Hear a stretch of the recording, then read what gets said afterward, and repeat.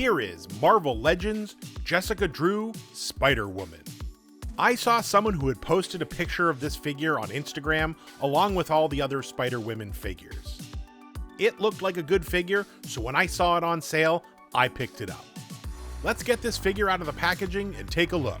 But before that, make sure you like and subscribe. I've never read any of her books, but I also wasn't aware of her until my later years when I wasn't really reading comics as much, even though she made her first appearance in 1976. And I also had to look up how she got her powers because I had no idea.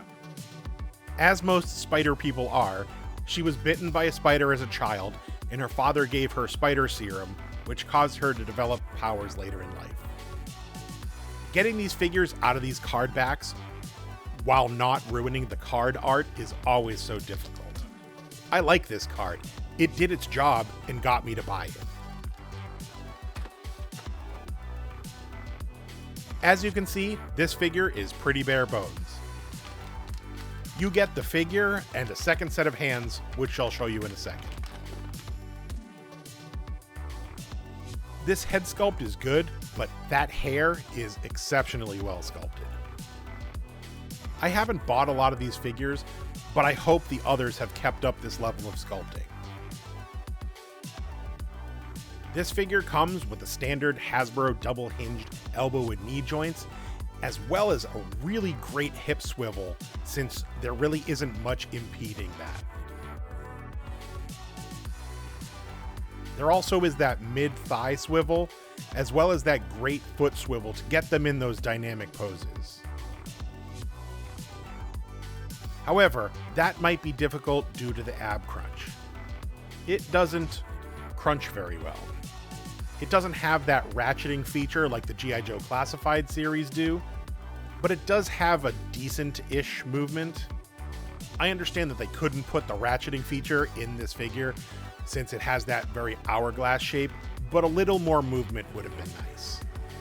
The paint job is pretty straightforward. Mostly black, with a spider on the chest, and a really nice accented red and black webbing on top of the arms and on the fingertips.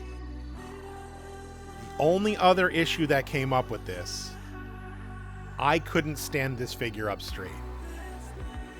The feet needed a little heating up with the hairdryer to get them swiveling forward and backward. It's also a little top heavy, so you may need a base to help it stand up on its own. As I mentioned before, this figure comes with a second set of hands.